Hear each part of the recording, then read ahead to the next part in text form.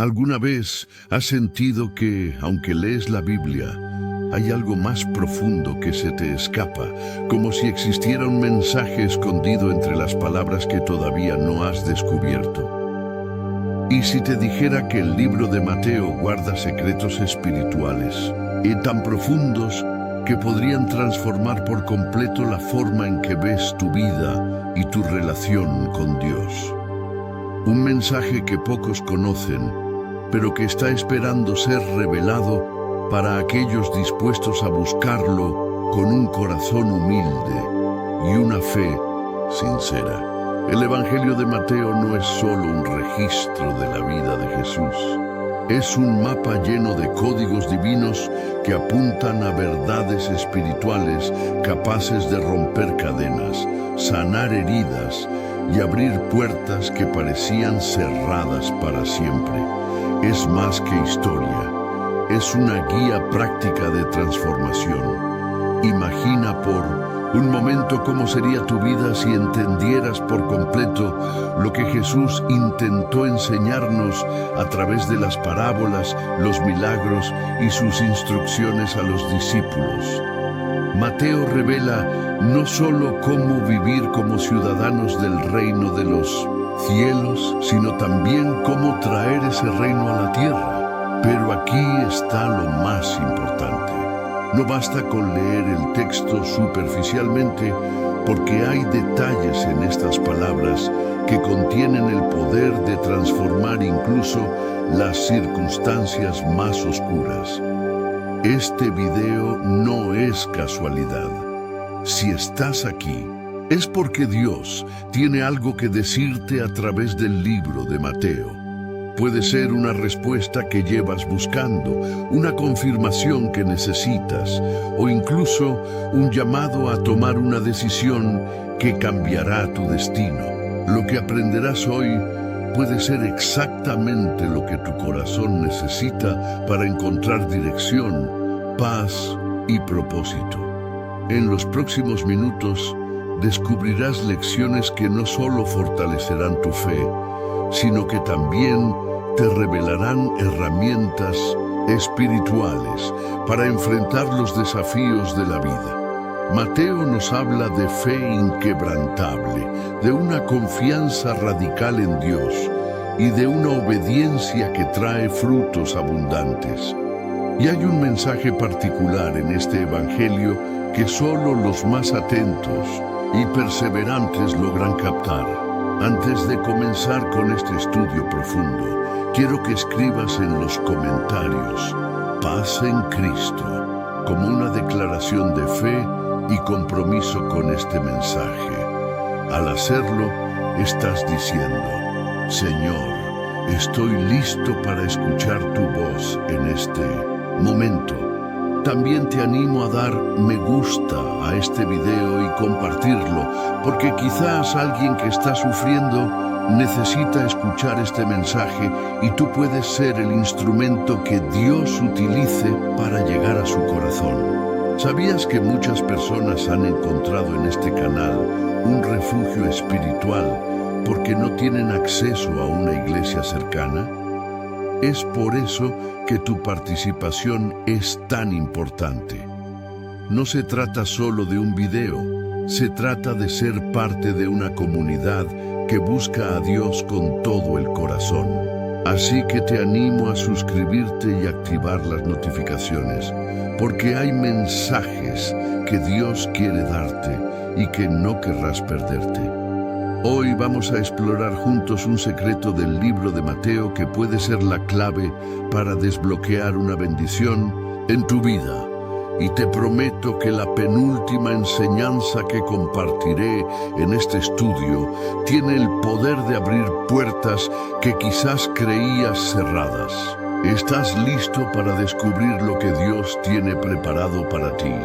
Ahora sí, pongamos nuestras mentes y corazones en sintonía con el Señor y comencemos este viaje espiritual. Que sea el Espíritu Santo quien nos guíe y nos revele estas verdades profundas Vamos juntos a descubrir las lecciones ocultas del libro de Mateo. El Sermón del Monte. Las Bienaventuranzas. El libro de Mateo comienza con una enseñanza que resuena como un eco de esperanza a través de los siglos. El Sermón del Monte. Jesús subió a la montaña, se sentó y comenzó a hablar a sus discípulos y a las multitudes que lo seguían. En ese momento pronunció palabras que han cambiado vidas, verdades que desafían nuestra comprensión terrenal y nos llevan a mirar con los ojos de la fe. Bienaventurados los pobres en espíritu, porque de ellos es el reino de los cielos. Mateo 5:3. Estas palabras no son un simple consuelo, son una invitación a un estilo de vida completamente distinto. Jesús no exalta a los poderosos ni a los autosuficientes, sino a aquellos que reconocen su necesidad espiritual. ¿Te has sentido alguna vez quebrantado, vacío o sin fuerzas? Jesús dice que en ese momento de vulnerabilidad es cuando estás más cerca del reino. Los pobres en espíritu no son aquellos que se lamentan sin esperanza, sino los que se rinden ante Dios y admiten que sin Él nada pueden hacer. Y es aquí donde comienza la transformación. Dios no desprecia un corazón contrito y humillado. Salmo 51:17. En lugar de alejarnos, nos acerca, nos abraza y nos llena de su paz y gracia. Bienaventurados los que lloran, porque ellos recibirán consolación. Mateo 5:4. Este versículo habla directamente a quienes han experimentado pérdida, dolor y sufrimiento. Pero ¿qué significa este consuelo? No es simplemente un alivio temporal. Jesús promete una consolación eterna, una paz que sobrepasa todo entendimiento. Si estás enfrentando lágrimas ahora mismo, recuerda que Dios no desperdicia ni una sola. Cada lágrima que derramas es recogida por Él, y su promesa es que un día las secará todas. Bienaventurados los mansos, porque ellos recibirán la tierra por heredad. Mateo 5:5. En un mundo que parece recompensar la agresividad y la ambición desmedida, Jesús nos llama a la mansedumbre, que no es debilidad, sino fuerza bajo control.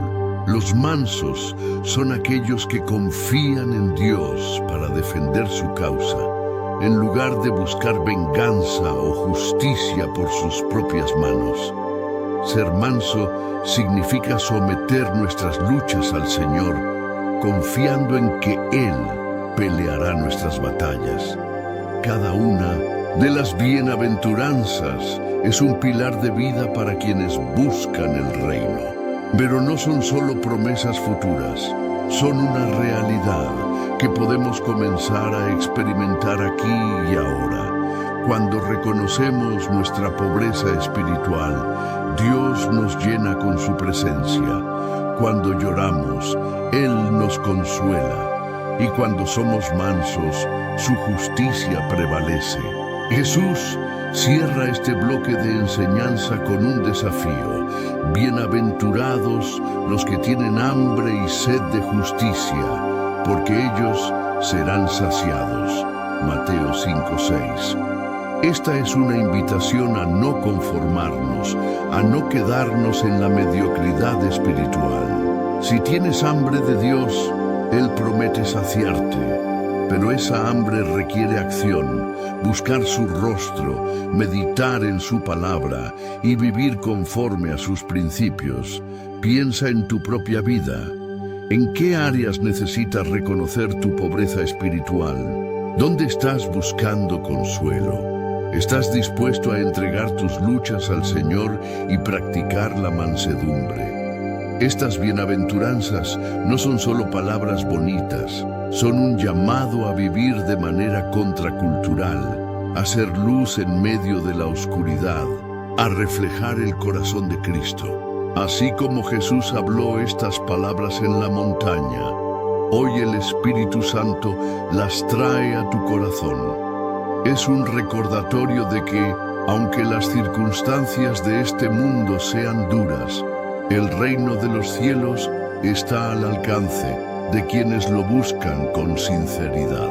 El Sermón del Monte no solo fue una enseñanza para los discípulos, sino una declaración del reino para todos nosotros.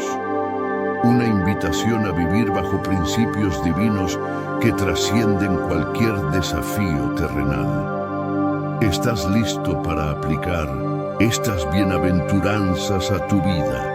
Si lo haces, experimentarás cómo el reino de los cielos comienza a manifestarse aquí y ahora. A medida que avanzamos en este estudio, recuerda estas palabras. Bienaventurado eres cuando pones tu confianza en el Señor, porque en medio de tus pruebas hay un Dios que ve, que escucha y que promete bendecirte más allá de lo que puedas imaginar. Vamos a continuar explorando lo que Mateo tiene para revelarnos, porque este es solo el comienzo del viaje. En Mateo 6, Jesús nos ofrece una de las enseñanzas más profundas y prácticas de todo el Evangelio, el Padre Nuestro. Pero más allá de ser una oración conocida y repetida por millones de personas, esta enseñanza contiene secretos espirituales que transforman la relación entre el hombre y Dios. Es mucho más que un conjunto de palabras. Es una guía divina que nos revela el corazón del Padre y nos enseña a acercarnos a Él con confianza y reverencia. Vosotros, pues, oraréis así: Padre nuestro que estás en los cielos, santificado sea tu nombre. Mateo 6:9. Con esta primera frase, Jesús nos invita a reconocer la cercanía de Dios como Padre y al mismo tiempo su majestad y santidad. La palabra Padre implica una relación de amor, protección y provisión. ¿Te das cuenta de lo poderoso que es dirigirte a Dios como tu Padre? No eres un extraño ni un simple creyente más, eres un hijo amado.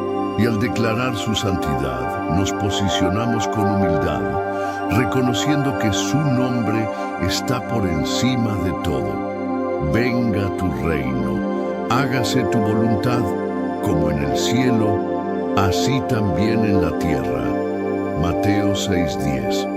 Esta es una invitación a alinearnos con los propósitos de Dios. No se trata de imponer nuestras necesidades, sino de rendirnos a su perfecta voluntad. ¿Cuántas veces oramos con nuestras propias prioridades en mente, sin detenernos a pensar en lo que Dios quiere hacer en nuestra vida? Jesús nos enseña que la verdadera transformación comienza cuando dejamos de buscar nuestra propia gloria y nos enfocamos en traer el reino de los cielos a nuestras circunstancias. El pan nuestro de cada día, dánoslo hoy. Mateo 6:11.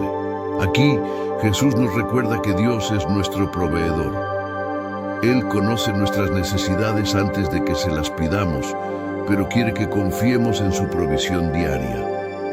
Esta frase nos enseña dependencia, un reconocimiento de que todo lo que tenemos viene de Él. Si estás enfrentando escasez o incertidumbre, recuerda que Dios nunca deja de cuidar a sus hijos. Él proveerá lo que necesitas en el momento exacto. Perdónanos nuestras deudas, como también nosotros perdonamos a nuestros deudores. Mateo 6:12. Este es uno de los aspectos más desafiantes de la oración. Jesús nos llama a recibir y a extender el perdón. No podemos experimentar plenamente la gracia de Dios si no estamos dispuestos a compartirla con los demás. ¿Hay alguien a quien necesitas perdonar? El perdón no es solo para liberar a otros, sino para liberar tu propio corazón del peso del resentimiento.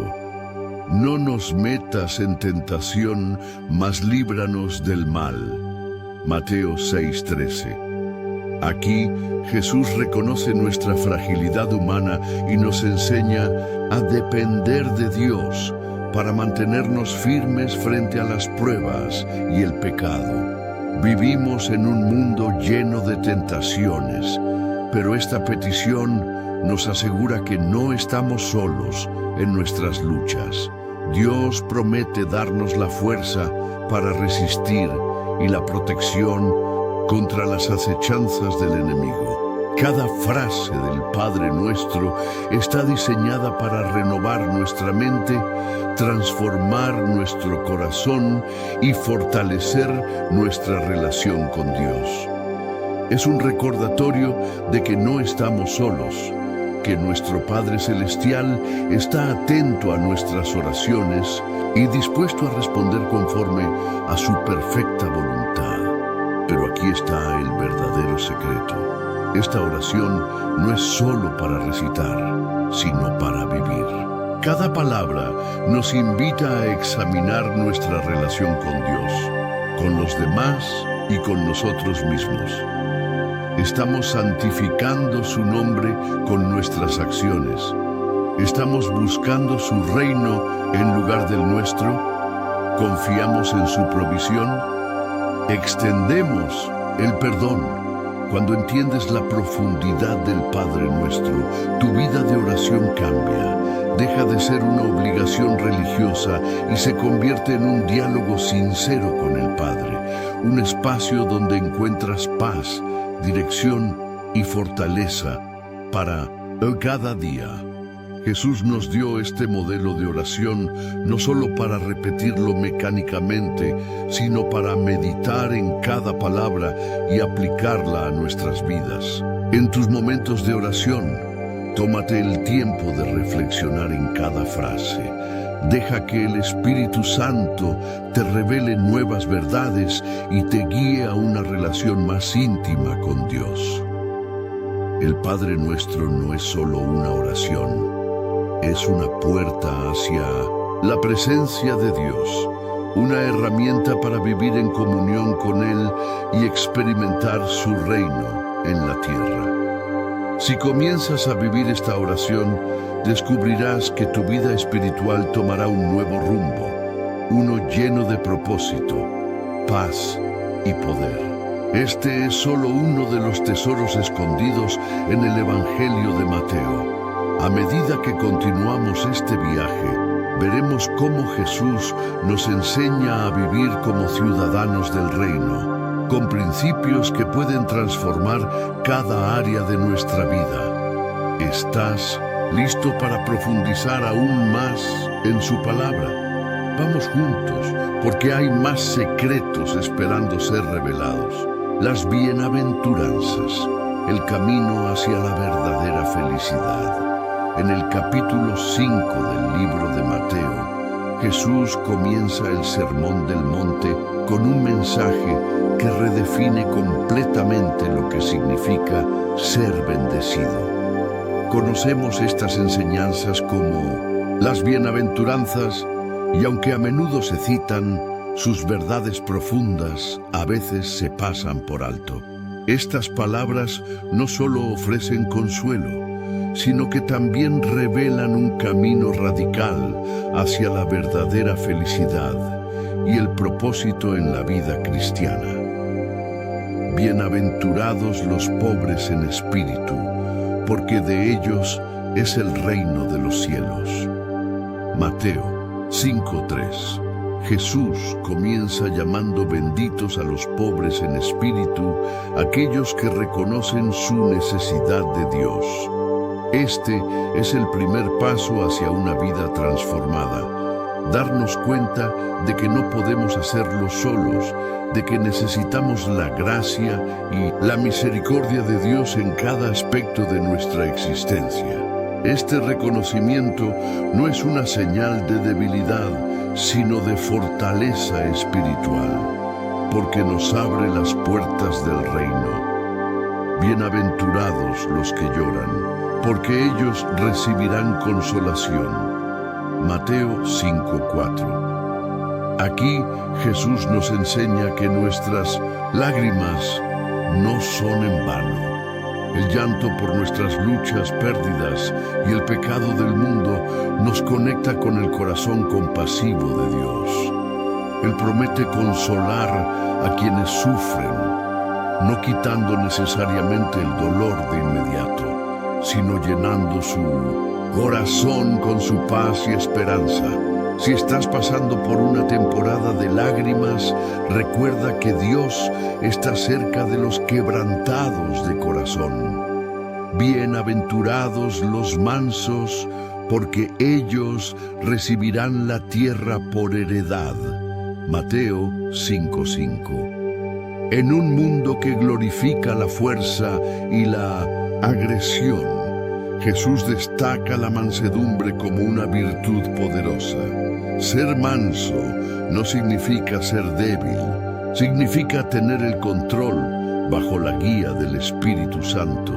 Los mansos heredan la tierra porque su confianza está en Dios y no en sus propias habilidades o en el poder terrenal. Bienaventurados los que tienen hambre y sed de justicia, porque ellos serán saciados. Mateo 5:6. ¿Tienes hambre de algo más grande en tu vida? ¿Anhelas ver justicia en el mundo y en tu propio corazón? Jesús promete que quienes buscan la justicia con sinceridad serán llenos. Este no es un hambre físico, sino un deseo profundo de caminar en la voluntad de Dios y ver su verdad manifestada en todas las áreas de la vida. Bienaventurados los misericordiosos, porque ellos alcanzarán misericordia. Mateo 5:7. Mostrar misericordia es reflejar el carácter de Dios. Cuando somos rápidos para perdonar, ayudar y amar, estamos sembrando semillas que darán frutos en nuestras propias vidas. La misericordia no es solo una acción, sino una forma de vida que nos conecta con el amor incondicional de Dios. Bienaventurados los de limpio corazón, porque ellos verán a Dios. Mateo 5:8. La pureza de corazón no se trata de perfección, sino de tener una intención sincera y una devoción genuina hacia Dios. Un corazón limpio está libre de hipocresía, orgullo y malicia. Cuando buscamos a Dios con un corazón puro, experimentamos su presencia de una manera profunda y personal. Bienaventurados los pacificadores, porque ellos serán llamados hijos de Dios. Mateo 5:9. Jesús llama a sus seguidores a ser constructores de paz en un mundo lleno de conflictos. Esto no significa evitar los problemas, sino ser agentes de reconciliación y armonía. Los pacificadores reflejan la naturaleza del Padre, mostrando al mundo lo que significa ser verdaderamente hijos de Dios. Bienaventurados los que padecen persecución por causa de la justicia, porque de ellos es el reino de los cielos. Mateo 5:10. Jesús advierte que seguirlo no siempre será fácil. Habrá oposición, críticas y rechazo. Pero aquellos que permanecen firmes en la fe, incluso en medio de la adversidad, son bendecidos con la certeza de que el reino de los cielos les pertenece. Cada una de estas bienaventuranzas nos invita a un cambio radical de perspectiva.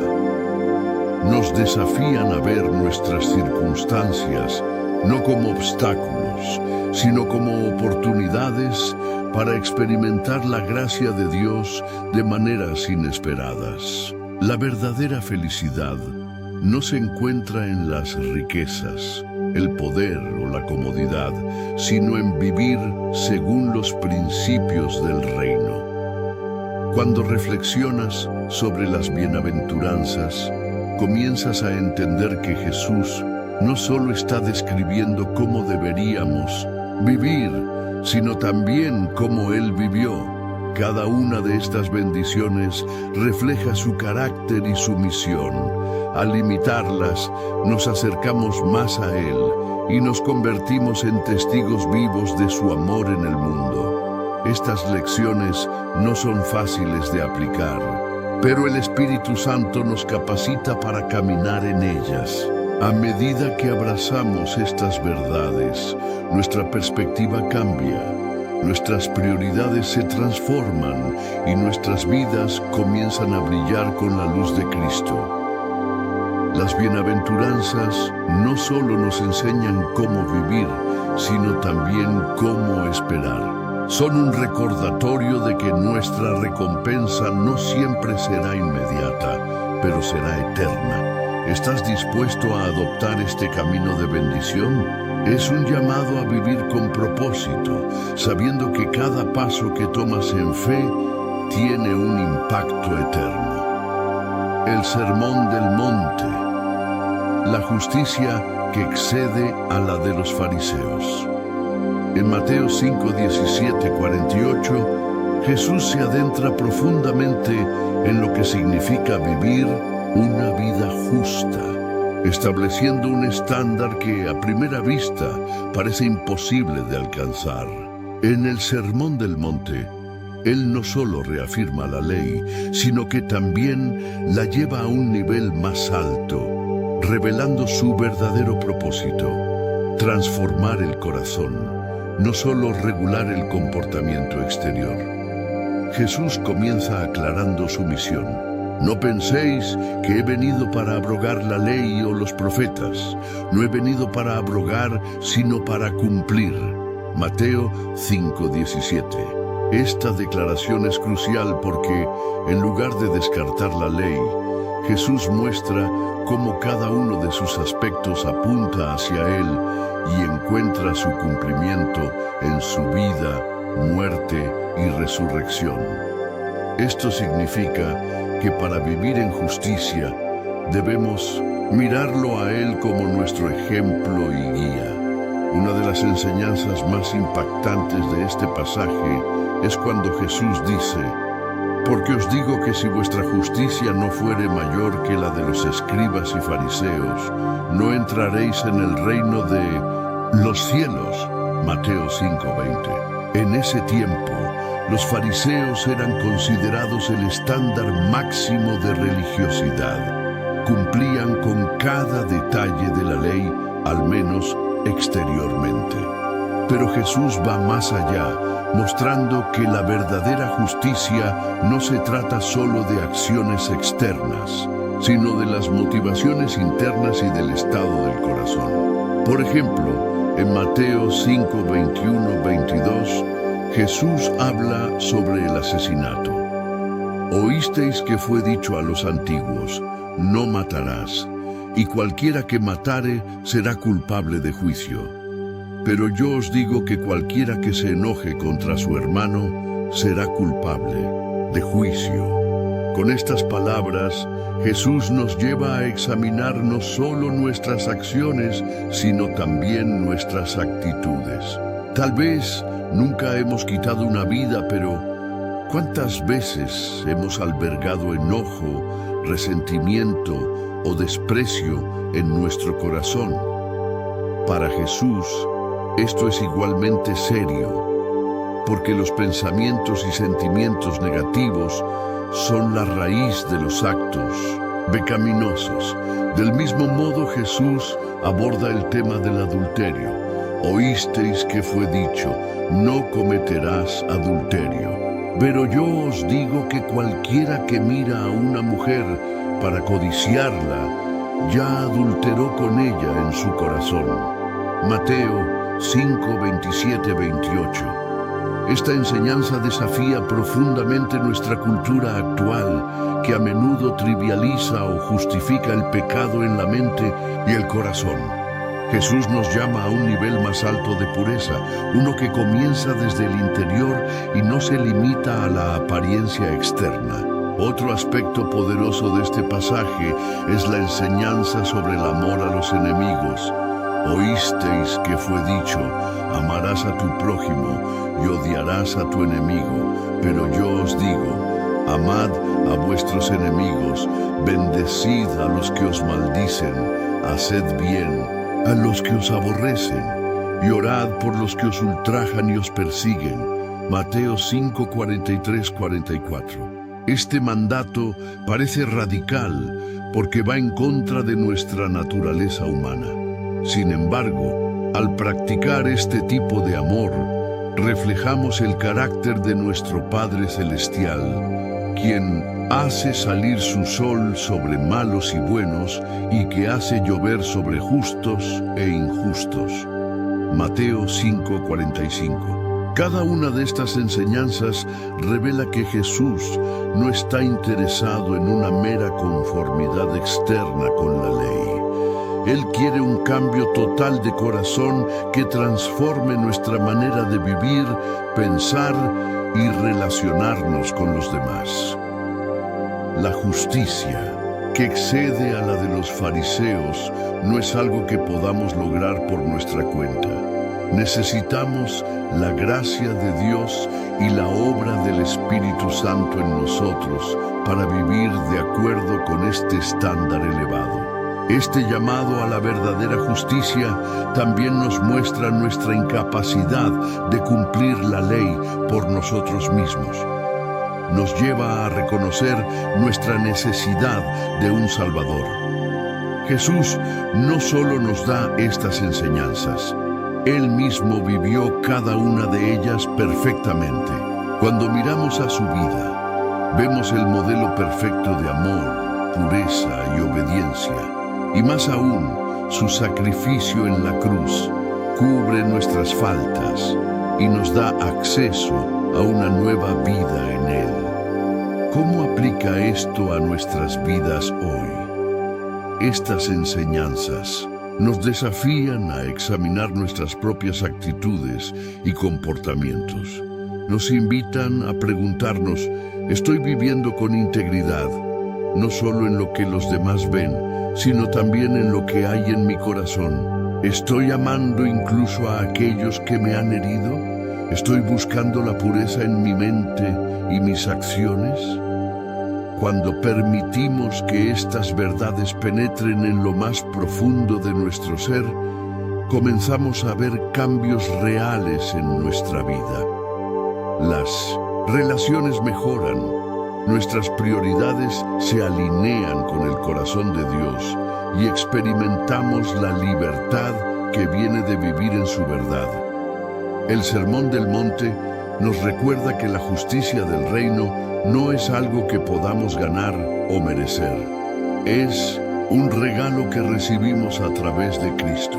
Pero también es un llamado a seguir creciendo en santidad, permitiendo que el Espíritu Santo nos moldee para que reflejemos cada vez más la imagen de nuestro Salvador.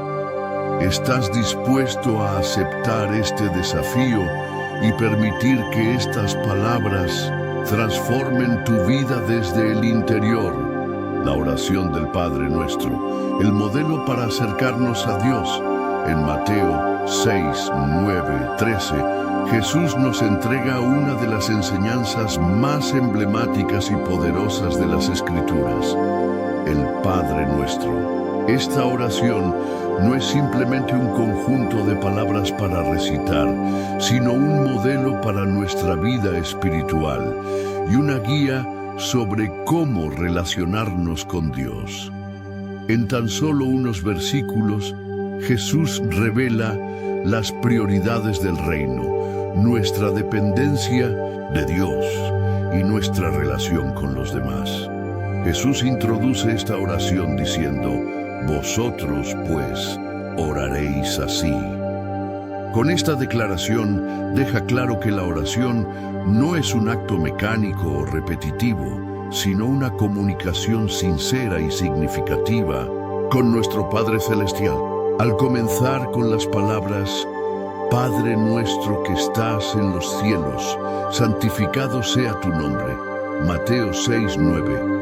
Jesús nos invita a reconocer a Dios como nuestro Padre amoroso, pero también como el soberano y santo creador del universo. Estas palabras nos recuerdan que podemos acercarnos a Él con confianza, pero también con reverencia. La frase «Venga tu reino, hágase tu voluntad, como en el cielo, así también en la tierra», Mateo 6:10, nos lleva a un nivel más profundo de entrega. Nos invita a orar no solo por nuestras necesidades personales, sino por la manifestación del reino de Dios en el mundo. Esta petición nos desafía a alinear nuestros deseos con los de Dios, buscando primero su voluntad y su propósito. En un mundo lleno de caos e injusticia, esta oración nos da esperanza al recordar que el reino de Dios está avanzando y que su voluntad prevalecerá. Cuando llegamos a la petición, el pan nuestro de cada día, dánoslo hoy, Mateo 6:11. Jesús nos enseña a depender de Dios diariamente para nuestras necesidades. Este versículo nos recuerda que todo lo que tenemos proviene de Él y que no debemos preocuparnos por el mañana, sino confiar en su provisión para hoy. En un contexto donde muchas personas luchan con la ansiedad por el futuro o el miedo a la escasez, estas palabras son un recordatorio de que Dios es nuestro proveedor fiel. La siguiente frase: y perdónanos nuestras deudas, como también nosotros perdonamos a nuestros deudores, Mateo 6:12, toca el corazón del Evangelio. La reconciliación nos invita a reflexionar sobre nuestra relación con Dios y con los demás. Reconocer nuestras fallas y pedir perdón a Dios es esencial, pero también lo es extender ese perdón a quienes nos han ofendido. Este acto no solo nos libera del resentimiento, sino que también refleja el carácter de Dios en nosotros. Jesús incluso enfatiza más adelante: porque si perdonáis a los hombres sus ofensas, os perdonará también a vosotros vuestro Padre Celestial. Mateo 6:14. La última petición de la oración es: y no nos metas en tentación, mas líbranos del mal. Mateo 6:13. Aquí Jesús nos recuerda nuestra vulnerabilidad y nuestra necesidad constante de la protección de Dios.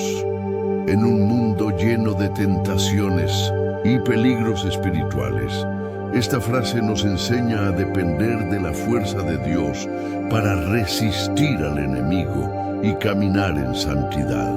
Pero más allá de las palabras, el Padre Nuestro también nos enseña sobre la postura de nuestro corazón en la oración.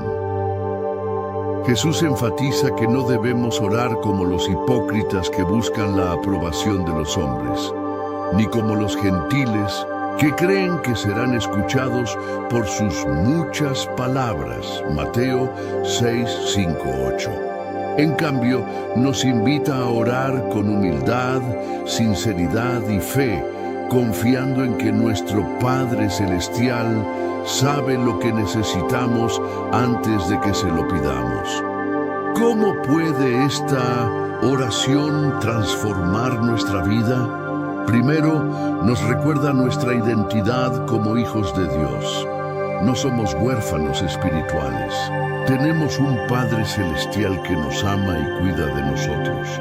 Segundo, nos ayuda a priorizar lo eterno sobre lo temporal, enfocándonos en el reino de Dios y su justicia. Tercero, nos enseña a vivir en dependencia diaria de Dios, confiando en su provisión, su perdón y su protección.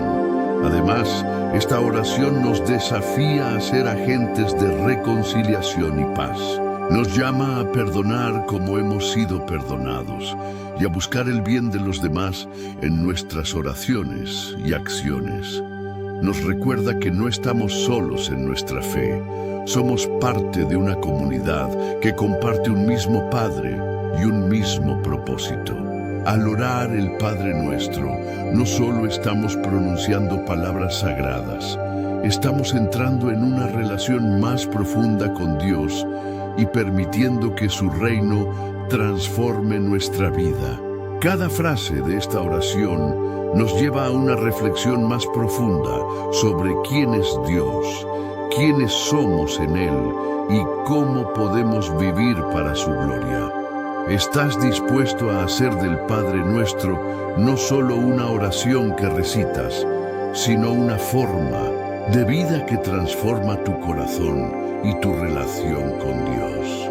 Si permites que estas palabras resuenen en tu alma, verás cómo la oración no solo cambia tus circunstancias, sino que también te cambia a ti desde adentro. ¿Qué áreas de tu vida necesitas entregar a Dios hoy a través de esta oración? El Sermón del Monte, la verdadera justicia del reino. El Sermón del Monte, registrado en los capítulos 5 al 7 del libro de Mateo, es una de las enseñanzas más profundas y desafiantes de Jesús.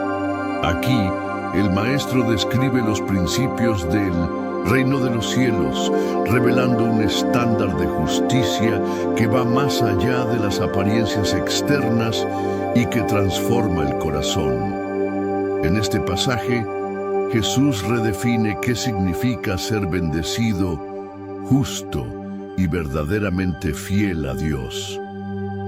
El sermón comienza con las bienaventuranzas, Mateo 5, 3, 12. Una serie de declaraciones que desafían las expectativas humanas. Mientras el mundo exalta el poder, la riqueza y el reconocimiento, Jesús proclama: bienaventurados los pobres en espíritu, porque de ellos es el reino de los cielos. Mateo 5:3. Esto nos enseña que el reino de Dios no es para los autosuficientes, sino para aquellos que reconocen su necesidad de Dios. Ser pobre en espíritu es un llamado a la humildad, a depender completamente de Dios y a rendir nuestras vidas a su voluntad.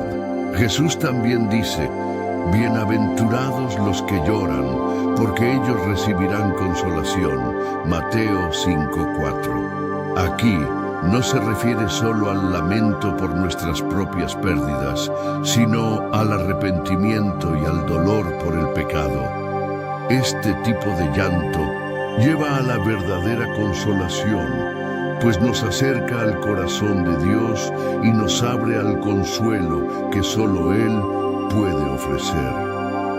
A lo largo del sermón, Jesús eleva los estándares de la justicia más allá de las acciones externas.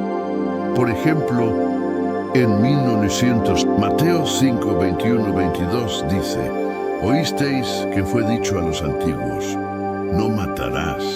Pero yo os digo que cualquiera que se enoje contra su hermano será culpable de juicio.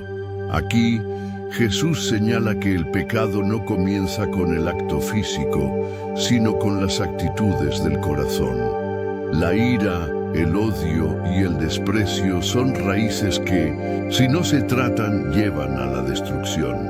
En otro ejemplo, Jesús dice: oísteis que fue dicho: no cometerás adulterio. Pero yo os digo que cualquiera que mira a una mujer para codiciarla, ya adulteró con ella en su corazón. Mateo 5, 27, 28. Con estas palabras, Jesús nos llama a una pureza que va más allá de nuestras acciones visibles, desafiándonos a examinar nuestras intenciones y pensamientos más profundos. Otro aspecto central del Sermón del Monte es el amor hacia los demás, incluso hacia nuestros enemigos. En Mateo 5, 43, 44, Jesús declara: «Oísteis que fue dicho, amarás a tu prójimo y odiarás a tu enemigo. Pero yo os digo, amad a vuestros enemigos, bendecid a los que os maldicen». Este llamado radical al amor y al perdón refleja el carácter de Dios, quien hace salir su sol sobre malos y buenos. Mateo 5:45. Además, Jesús enseña sobre la generosidad, la oración y el ayuno en Mateo 6, recordándonos que estas prácticas deben hacerse en secreto, buscando la aprobación de Dios y no la de los hombres. Cuando des limosna, no hagas tocar trompeta delante de ti, y tu Padre que ve en lo secreto te recompensará en público. Mateo 6, 2, 4. Esta enseñanza nos invita a examinar nuestras motivaciones y a buscar una relación sincera con Dios, más allá de las apariencias externas. Uno de los pasajes más impactantes del sermón se encuentra en Mateo 6, 19, 21. No os hagáis tesoros en la tierra, donde la polilla y el óxido corrompen, sino haceos tesoros en el cielo, porque donde esté vuestro tesoro, allí estará también vuestro corazón. Aquí, Jesús nos desafía a examinar nuestras prioridades y a invertir nuestras vidas en lo eterno, no en lo pasajero. El sermón culmina con una advertencia en Mateo 7, 24, 27, donde Jesús compara a dos hombres, uno sabio que construye su casa sobre la roca y otro insensato que la construye sobre la arena. Ambos enfrentan tormentas, pero solo la casa en la roca permanece firme. Esta parábola nos recuerda que las palabras de Jesús no son meramente para escuchar, sino para obedecer. Aplicar sus enseñanzas es lo que nos da una base sólida en medio de las pruebas de la vida. ¿Cómo aplica este mensaje a nuestra vida diaria? El Sermón del Monte nos desafía a vivir una fe auténtica, no basada en apariencias, sino en una transformación del corazón. Nos llama a ser luz en medio de las tinieblas, a amar cuando es más fácil odiar, a perdonar cuando hemos sido heridos y a buscar primero el reino de Dios y su justicia. Mateo 6:33. Si aplicamos estas enseñanzas, veremos cómo nuestra vida comienza a reflejar el carácter de Cristo y cómo impactamos a quienes nos rodean. No es fácil amar a los enemigos, resistir la tentación o vivir para lo eterno en un mundo que exalta lo pasajero. Pero con la gracia de Dios y el poder del Espíritu Santo es posible. ¿Qué áreas de tu vida necesitan alinearse con los principios del reino de los cielos?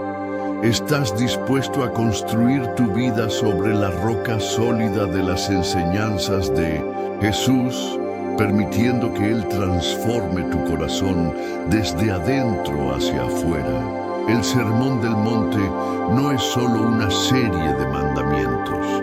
Es una invitación a vivir en una relación profunda con Dios, experimentando la verdadera justicia, paz y alegría que solo su reino puede ofrecer. La parábola de los trabajadores en 1900, la viña, la gracia inmerecida de Dios. En Mateo 21, 16, Jesús comparte la famosa parábola de los trabajadores en la viña. En esta historia, Un dueño de viña contrata a trabajadores a diferentes horas del día, pero al final del día paga a todos el mismo salario, sin importar cuántas horas hayan trabajado. Esta parábola pone de manifiesto la naturaleza sorprendente de la gracia de Dios, desafiando nuestra comprensión de la justicia humana. La parábola comienza con un dueño de viña que sale a contratar obreros. Desde temprano en la mañana se pone de acuerdo con algunos para trabajar en su campo por un denario, un salario justo. Más tarde, a diferentes horas del día, el dueño sigue contratando más trabajadores, prometiéndoles pagar lo justo. Al final del día, todos reciben el mismo salario, sin importar las horas que trabajaron. Los obreros que habían trabajado desde temprano se sienten indignados al ver que los que llegaron más tarde reciben lo mismo. Estos últimos han trabajado 1 hora y tú los has hecho iguales a nosotros, que hemos soportado el peso y el calor del día, se quejan. La respuesta del dueño es clara. Amigo, no te hago ningún agravio. No te puse de acuerdo en un denario, tómalo y vete. ¿No puedo yo hacer lo que quiero con lo mío? ¿O tienes envidia porque yo soy bueno? Mateo 20:13-15. Esta parábola nos lleva a reflexionar sobre la gracia de Dios. Desde una perspectiva humana, la justicia parece estar en que los que trabajaron más tiempo recibieran más. Pero el dueño de la viña demuestra que en el reino de Dios, la gracia no se mide por el tiempo o esfuerzo invertido. Dios da generosamente a todos, independientemente de su pasado, su tiempo de servicio o su situación. Esta es una lección crucial para los creyentes, ya que muchas veces nos encontramos comparándonos con otros, pensando que Dios nos debe algo por lo que hemos hecho. El mensaje central de esta parábola es que la gracia de Dios es inmerecida y no depende de nuestras obras o de cuánto nos esforcemos. Jesús nos recuerda que, al final, todos somos igual de dependientes de su gracia. Nadie puede jactarse de sus propios méritos o reclamar un trato especial, porque todos hemos pecado y estamos destituidos de la gloria de Dios. Romanos 3:23. Dios no nos da lo que merecemos, sino lo que Él, en su infinita bondad y amor, decide darnos. Esto no significa que la obediencia y el esfuerzo no sean importantes, sino que nos recuerda que nuestra salvación no depende de cuán buenos seamos, sino del sacrificio de Jesucristo en la cruz. No importa si has sido cristiano toda tu vida o si acabas de venir a Él, todos recibimos la misma gracia al aceptar a Jesús como nuestro Salvador. En nuestra vida diaria, esta parábola nos desafía a reflexionar sobre nuestro propio corazón. Somos como los primeros obreros que se sienten indignados cuando vemos que otros reciben bendiciones o gracia sin haber hecho lo suficiente, o por el contrario, somos como los últimos obreros agradecidos por la generosidad de Dios, sin importar lo que hayamos hecho. La gracia de Dios no se basa en méritos, sino en su amor incondicional. Al darnos cuenta de esto, deberíamos vivir con humildad, recordando que no somos mejores que otros por lo que hemos logrado, sino que somos todos igualmente dependientes de la misericordia divina. La parábola también nos llama a ser generosos y extendidos en gracia hacia los demás. Si Dios nos ha dado algo tan valioso e inmerecido, ¿cómo podemos no extender esa misma gracia a quienes nos rodean? En el reino de Dios, no hay lugar para el resentimiento o la competencia, sino para la alegría de saber que todos somos recibidos igualmente por el amor de Dios. Este es un principio que transforma la manera en que vivimos y nos relacionamos con los demás. Si nos dejamos guiar por la gracia de Dios, nuestra actitud hacia los demás será una de humildad y generosidad. ¿Te has encontrado alguna vez en la situación de sentir que no has recibido lo que merecías? ¿O has sentido celos o envidia cuando otros parecen recibir bendiciones sin esfuerzo? Esta parábola te invita a dejar esos sentimientos a un lado y a abrazar la gracia de Dios, recordando que todos somos igualmente necesitados de su amor y perdón. Finalmente, la parábola nos enseña que el reino de Dios es radicalmente diferente al sistema de valores del mundo. Mientras el mundo valora la competencia, el esfuerzo y el mérito, Dios valora el arrepentimiento, la humildad y la aceptación de su gracia. Al vivir de acuerdo con los principios del reino, aprendemos a ver a los demás con ojos de compasión y amor, sin comparaciones ni juicios, y a abrazar la generosidad que caracteriza a nuestro Creador. La lección de esta parábola es clara. No importa cuándo llegues al reino de Dios, lo importante es que aceptes su gracia. Esa gracia es lo único que puede transformar nuestras vidas y darnos la verdadera paz. Como cristianos, debemos vivir no solo recibiendo esa gracia, sino extendiéndola a los demás, viviendo con el mismo amor y generosidad que Jesús mostró en su vida y obra. Así, al igual que los obreros en la viña, al final todos recibirán la recompensa, no por lo que hayan hecho, sino por la misericordia y gracia de Dios, quien, en su amor incondicional, derrama bendiciones sobre todos, sin distinción. La gran comisión, el mandato de extender el reino de Dios. En Mateo 28, 18, 20, Jesús les da a sus discípulos lo que conocemos como la gran comisión. Después de su resurrección, se acerca a ellos y les dice: «Toda autoridad me ha sido dada en el cielo y en la tierra. Por tanto, id y haced discípulos a todas las naciones, bautizándolos en el nombre del Padre, y del Hijo, y del Espíritu Santo, enseñándoles a guardar todas las cosas que os he mandado. Y he aquí, yo estoy con vosotros todos los días, hasta el fin del mundo». Mateo 28, 18, 20. Este mandato de Jesús es crucial para todo creyente. Es el llamado de todo cristiano a expandir el reino de Dios, a compartir el Evangelio y a hacer discípulos de todas las naciones. La Gran Comisión no es solo una orden, sino una invitación a ser parte activa en la obra redentora de Dios en el mundo. Jesús no solo nos llama a creer, sino a vivir y a predicar el mensaje de la salvación. La primera parte del mandato es clara: toda autoridad me ha sido dada en el cielo y en la tierra. Jesús establece que Él tiene autoridad sobre todo lo creado y como Rey de Reyes y Señor de Señores, tiene derecho y poder para dar esta orden. La autoridad de Jesús es universal y trascendental.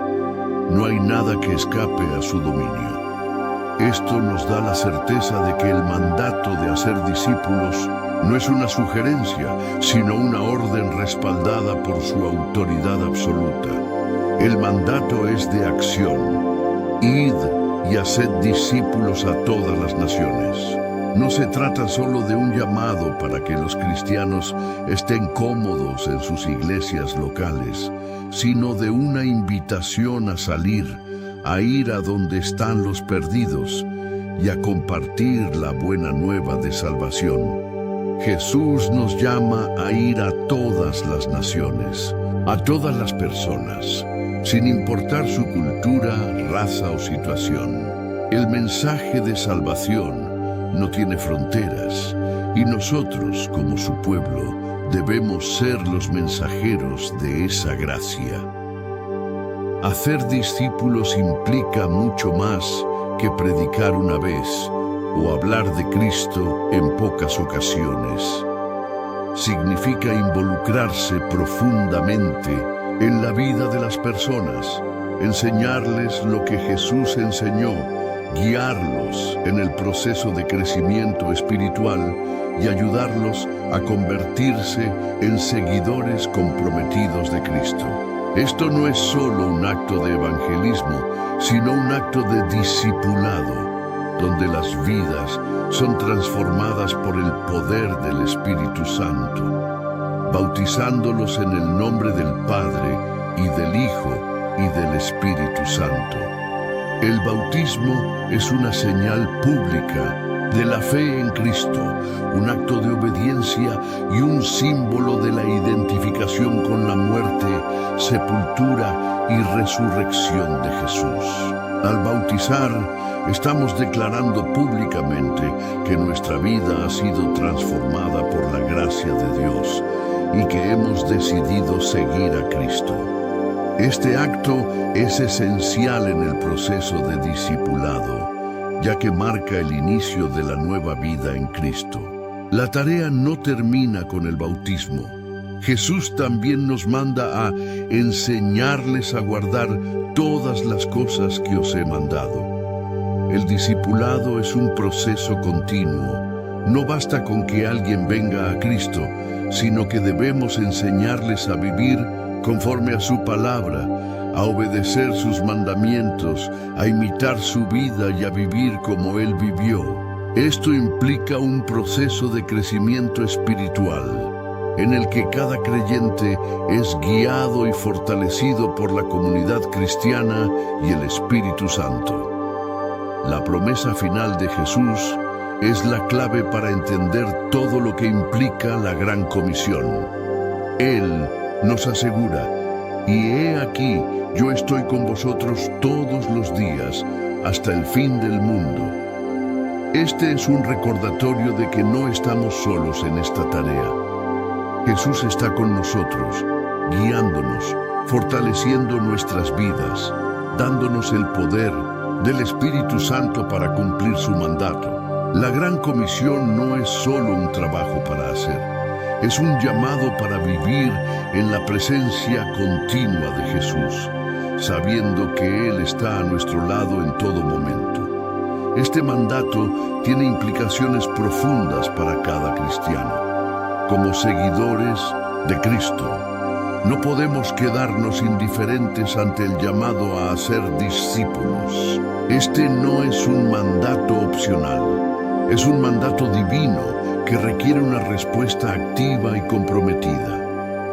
En la sociedad actual, muchas veces nos enfocamos en nuestras propias necesidades, en nuestras rutinas diarias, en nuestras luchas personales. Pero el llamado de Jesús nos llama a salir de nuestra zona de confort y a ser testigos de su amor y gracia ante el mundo. El hecho de que Jesús nos dé este mandato después de su resurrección nos recuerda que nuestra misión es parte de la obra redentora que Él completó en la cruz. La Gran Comisión no es solo una tarea de evangelismo, sino una extensión de la misión de Jesús de traer salvación a los perdidos. Como cristianos, debemos vivir con una conciencia constante de que cada día es una oportunidad para cumplir con este mandato. La misión no se detiene, debe ser nuestra prioridad. ¿Estás dispuesto a ser parte activa de esta misión? ¿Estás dispuesto a salir de tu zona de confort y a hacer discípulos tal como Jesús nos ordenó? La respuesta a esta pregunta determinará la profundidad de tu compromiso con el reino de Dios. Si dices que sí, recuerda que no lo haces solo. Jesús está contigo. Él te guiará, te dará las palabras adecuadas y te dará el coraje para compartir el Evangelio. El poder del Espíritu Santo está en ti, dándote la fuerza para cumplir con esta misión divina. La Gran Comisión nos llama a ser la luz del mundo, a ser testigos de la esperanza que tenemos en Cristo y a llevar el mensaje de salvación a aquellos que aún no conocen a Jesús. Este es el propósito más grande de nuestra vida como creyentes. ¿Estás listo para cumplir con este mandato y ser parte de la expansión del reino de Dios en la tierra? El poder de la oración, la clave para la transformación. En Mateo 7, 8, Jesús nos da una de las enseñanzas más poderosas sobre la oración. Pedid y se os dará, buscad y hallaréis, llamad y se os abrirá. Porque todo aquel que pide, recibe, y el que busca, halla, y al que llama, se le abrirá. Estas palabras nos revelan el poder y la importancia de la oración en la vida del creyente. La oración no es solo un acto religioso, es el medio que Dios ha establecido para que su pueblo se conecte con Él, para recibir su dirección, su fortaleza y sobre todo su bendición. ¿Qué significa realmente pedir, buscar y llamar? Estas tres palabras reflejan un proceso de búsqueda intencional. Pedir nos habla de nuestra necesidad y dependencia de Dios. Buscar es un acto de determinación, de no conformarnos con lo superficial, sino de ir más allá, de buscar a Dios con todo nuestro corazón. Llamar implica una acción, un esfuerzo consciente por entrar en su presencia y recibir lo que Él tiene preparado para nosotros. El primer paso es pedir. Jesús nos invita a pedir lo que necesitamos, a reconocer nuestra impotencia y nuestra necesidad de Él. Pedir no es solo hablar de nuestras necesidades materiales, sino también de nuestras necesidades espirituales. ¿Estás pidiendo a Dios que te ayude a superar tus luchas espirituales? ¿Estás pidiendo por sabiduría, por paz, por la fortaleza para enfrentar las dificultades de la vida? La oración es el medio por el cual reconocemos que no podemos vivir por nuestra propia cuenta. Necesitamos de la gracia, la dirección y el poder de Dios para cada día. Pero no solo se trata de pedir. Jesús también nos llama a buscar. La oración no es solo un monólogo en el que simplemente expresamos nuestras peticiones, sino un diálogo con Dios. Buscar es abrir nuestros corazones a la voluntad de Dios, estar dispuestos a escuchar su voz. La oración efectiva no solo es acerca de lo que decimos, sino también de estar atentos a lo que Él quiere decirnos. A veces buscamos respuestas inmediatas, pero Dios a menudo nos enseña a esperar, a ser pacientes y a confiar en su tiempo perfecto. Y luego está la acción de llamar. Llamar es un acto de determinación y perseverancia. No se trata de una oración superficial, sino de un llamado sincero desde lo profundo de nuestro ser. Cuando llamamos a Dios, estamos buscando su intervención directa en nuestras vidas. No se trata de un llamado vacío, sino de un acto de fe, de confiar en que Él responderá. La promesa de Jesús es clara: todo aquel que pide, recibe, y el que busca, halla, y al que llama, se le abrirá. Este versículo es una promesa de respuesta. Cuando oramos con fe, Dios escucha y responde. Sin embargo, la respuesta de Dios puede no ser siempre lo que esperamos. Puede ser diferente a lo que imaginamos, pero siempre será lo mejor para nosotros. En la oración aprendemos a someternos a la voluntad de Dios, sabiendo que Él tiene un plan perfecto para nuestras vidas. La oración también tiene el poder de transformarnos. A través de la oración nos alineamos con el propósito de Dios para nuestras vidas. No es solo nuestra situación lo que cambia, sino también nuestro corazón. A medida que oramos, Dios nos va transformando, nos va moldeando a su imagen.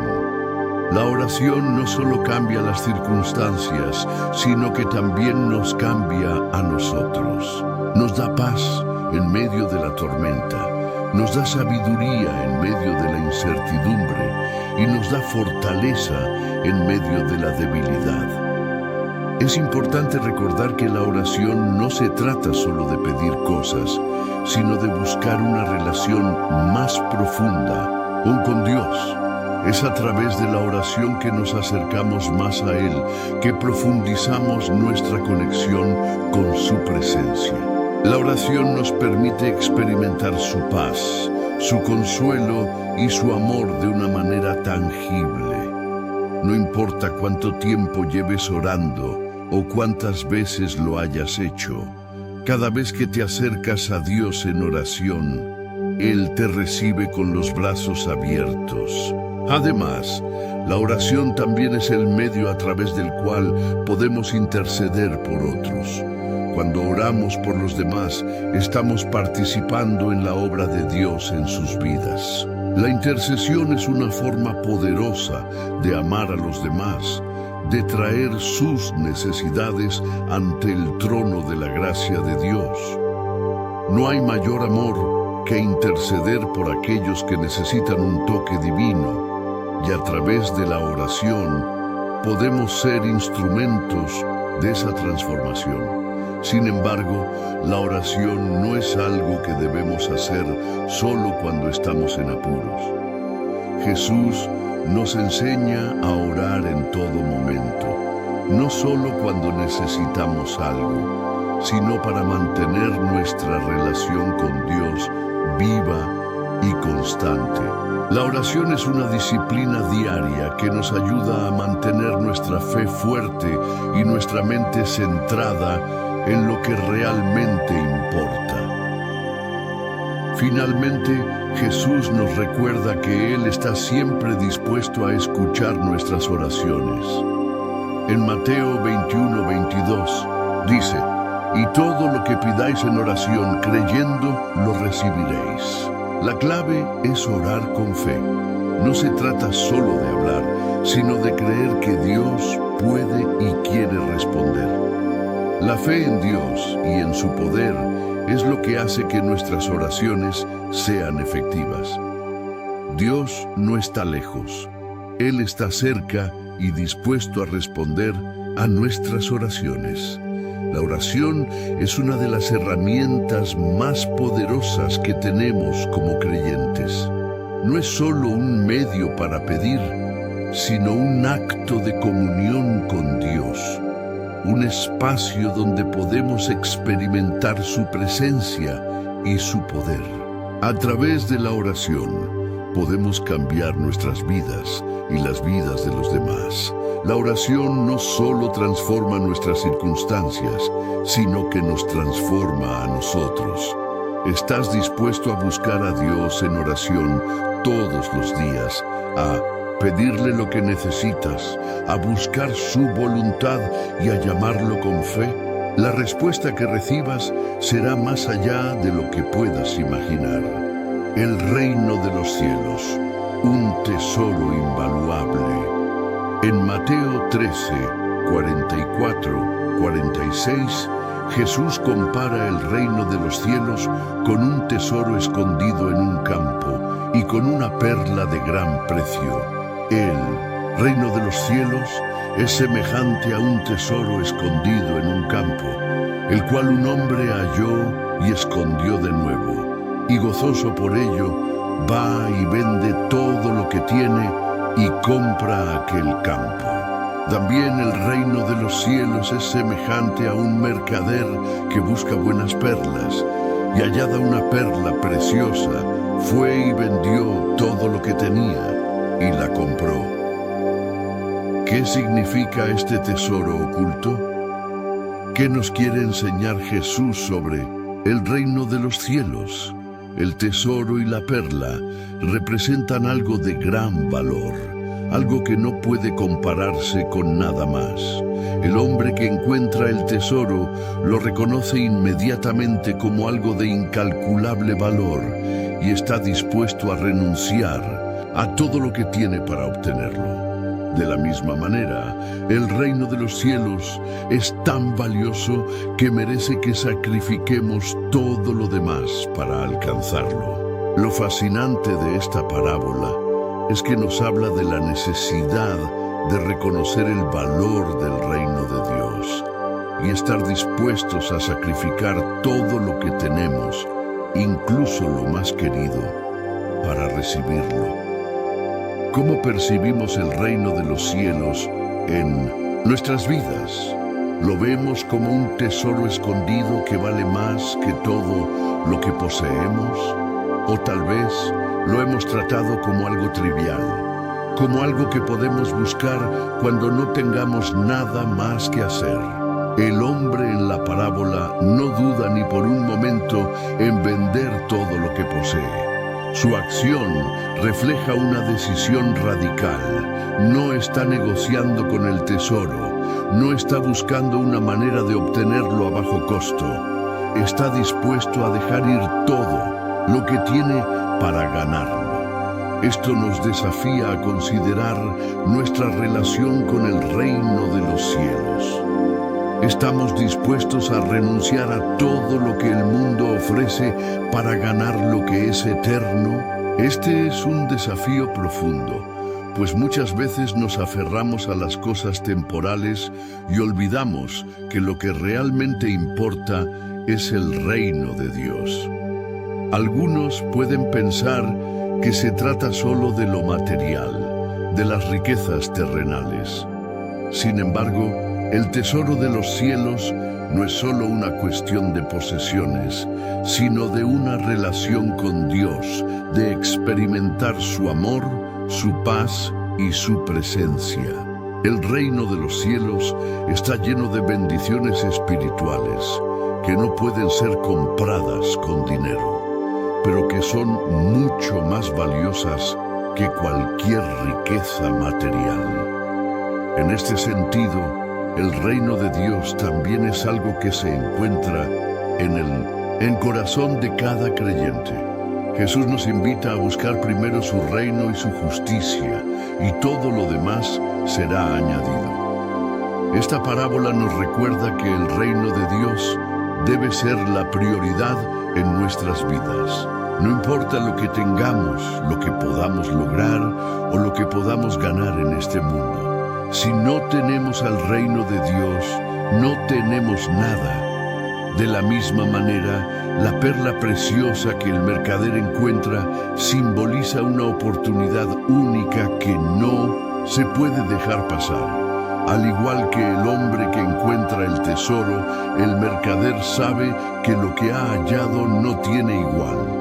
La perla es un símbolo de lo más valioso, de una joya de gran precio que debe ser cuidada y protegida. El reino de los cielos es precisamente esa joya. Es el regalo más grande que Dios nos ofrece y debemos valorar su presencia en nuestras vidas. En nuestras vidas espirituales, el reino de Dios puede parecer oculto en ocasiones, como un tesoro en un campo. Puede que no siempre lo veamos claramente, pero la verdad es que está a nuestro alcance. Solo necesitamos buscarlo, desearlo y estar dispuestos a sacrificar lo que sea necesario para obtenerlo. Cuando reconocemos el valor de lo que Jesús nos ofrece, nuestra vida comienza a transformarse. Es importante también recordar que este reino no es algo que se pueda ganar por méritos personales. No es un premio para los que hacen buenas obras, sino un regalo inmerecido de gracia. Dios nos invita a entrar en su reino a través de la fe en su Hijo, Jesucristo. La salvación es un regalo y el reino de los cielos es la recompensa para todos los que se rinden ante el señorío de Cristo. La parábola del tesoro y la perla nos desafía a hacer una evaluación de nuestras prioridades. ¿Qué estamos dispuestos a sacrificar para ganar el reino de los cielos? ¿Qué es lo que estamos buscando en la vida? ¿Estamos dispuestos a renunciar a lo que es temporal para ganar lo eterno? Jesús nos llama a vivir con una perspectiva eterna, a ver más allá de las preocupaciones diarias y a poner nuestra confianza en Él. No se trata solo de lo que tenemos en el mundo, sino de lo que tenemos en Cristo. Cuando tenemos a Cristo en nuestras vidas, tenemos todo lo que realmente importa. Él es el tesoro escondido, la perla preciosa que vale más que cualquier cosa. El reino de los cielos está al alcance de todos, pero requiere que estemos dispuestos a entregarlo todo por Él. Es un llamado a la entrega total, a dejar todo atrás y seguir a Jesús, sabiendo que lo que Él nos ofrece es mucho más grande de lo que cualquier otra cosa puede ofrecernos. El reino de los cielos es un tesoro invaluable, una oportunidad que no debemos dejar pasar. Cada uno de nosotros tiene la posibilidad de encontrarlo, de recibirlo y de vivir en Él. Pero eso requiere una decisión consciente y un compromiso firme. Al final, el reino de Dios es mucho más que un lugar al que vamos después de morir. Es una realidad presente en nuestras vidas, en el aquí y ahora. La fe de los pequeños, un ejemplo de confianza total. En Mateo 18, 1-4, los discípulos de Jesús le preguntaron quién era el mayor en el reino de los cielos. Y la respuesta de Jesús fue profunda y reveladora. Les aseguro que, si no se convierten y se hacen como niños, no entrarán en el reino de los cielos. Por lo tanto, cualquiera que se humille como este niño, ese es el mayor en el reino de los cielos. Aquí, Jesús no solo está enseñando sobre la humildad, sino que está mostrando el tipo de fe que se requiere para entrar en el reino de Dios. Una fe inocente, pura, confiada, sin reservas. Los niños tienen una capacidad natural de confianza. Un niño no se cuestiona sobre el amor o las intenciones de sus padres.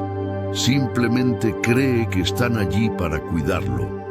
Esta fe absoluta es la que Jesús nos invita a tener en nuestra relación con Él. ¿Por qué Jesús utiliza a los niños como ejemplo? Porque la fe de un niño es completamente dependiente. Un niño no se preocupa por el futuro, no planea ni analiza cada paso que da. Su confianza no está en sus propias fuerzas, sino en la de quienes lo cuidan. Este es el tipo de fe que Dios espera de nosotros. Nos invita a depender completamente de Él, a creer en su provisión y cuidado, sin tratar de controlar todo lo que sucede en nuestras vidas.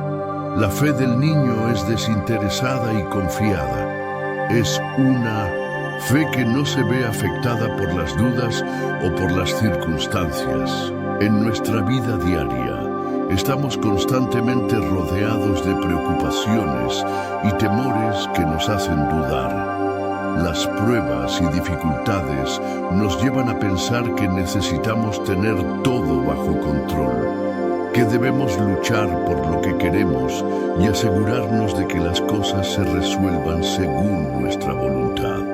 Sin embargo, el reino de Dios no se trata de nuestro esfuerzo o habilidad, sino de nuestra confianza en Él. Jesús nos llama a descansar en Él, a saber que Él tiene el control y que su voluntad es perfecta. Esta enseñanza también tiene una dimensión de humildad. El niño no tiene orgullo, no se cree superior a los demás. Acepta su necesidad de ser cuidado y guiado. Jesús nos invita a despojarnos de nuestra autosuficiencia y a reconocer nuestra dependencia total de Dios. En un mundo que nos enseña a ser independientes y autosuficientes, esta es una lección radical. Jesús dice que el mayor en el reino de los cielos no es el que se cree fuerte y capaz, sino el que es humilde y dependiente, como un niño. Esta humildad nos lleva a un lugar de verdadera bendición, porque al reconocer nuestra necesidad de Dios, le abrimos espacio para actuar en nuestras vidas de una manera poderosa. La lección aquí es clara. Para recibir el reino de Dios debemos tener una fe genuina y simple, una fe que confíe plenamente en Dios y en su capacidad para guiarnos y proveernos. Esto no significa que no debamos trabajar ni esforzarnos, pero significa que nuestra seguridad no debe estar en nuestros propios logros, sino en la gracia y el poder de Dios. La fe de un niño es un recordatorio constante de que el reino de Dios no es algo que se pueda ganar con esfuerzo humano, sino algo que se recibe con un corazón abierto y humilde. A veces, en nuestra vida espiritual, complicamos las cosas. Tratamos de entender todo, de tener todas las respuestas, de resolver nuestras propias dificultades. Sin embargo, Jesús nos invita a volver a lo básico. Tener una confianza inquebrantable en Él, sabiendo que Él tiene el control y que aunque no entendamos todo, podemos descansar en su fidelidad. El reino de los cielos no es para aquellos que se creen sabios en su propia opinión, sino para aquellos que son humildes y dispuestos a recibirlo con la fe de un niño. La fe de los niños es también una fe llena de alegría y esperanza. Los niños no se preocupan constantemente por lo que va a pasar. Simplemente disfrutan del momento presente, sabiendo que están siendo cuidados. De la misma manera, cuando confiamos en Dios de manera total, podemos experimentar la paz y la alegría que vienen de saber que Él está a nuestro lado, que su amor nunca nos abandona y que su plan para nosotros es perfecto. El reino de los cielos es un lugar de gozo y bendición, pero para entrar en Él necesitamos dejar atrás nuestras dudas y confiar plenamente en la bondad de Dios. La verdadera pregunta es, ¿estamos dispuestos a dejar de lado nuestras preocupaciones y dudas para confiar en Dios como lo haría un niño? ¿Estamos dispuestos a ser humildes, a reconocer nuestra dependencia total de Él y a recibir su reino con un corazón puro? El reino de Dios no es para los autosuficientes ni para los que se creen grandes, sino para aquellos que, como niños, confían plenamente en su amor y provisión. Es un reino donde la humildad y la fe se encuentran, y donde encontramos la paz que solo viene de vivir en total dependencia de Dios. Recuerda, el reino de los cielos está al alcance de todos los que tienen un corazón humilde y una fe confiada en Dios. No importa cuán difíciles hayan sido nuestras vidas o cuántas veces hemos fallado, Dios nos invita a acercarnos a Él con la fe de un niño, sabiendo que su amor es suficiente y que Él tiene un lugar especial para nosotros en su reino. La parábola del siervo ingrato la misericordia que debemos mostrar.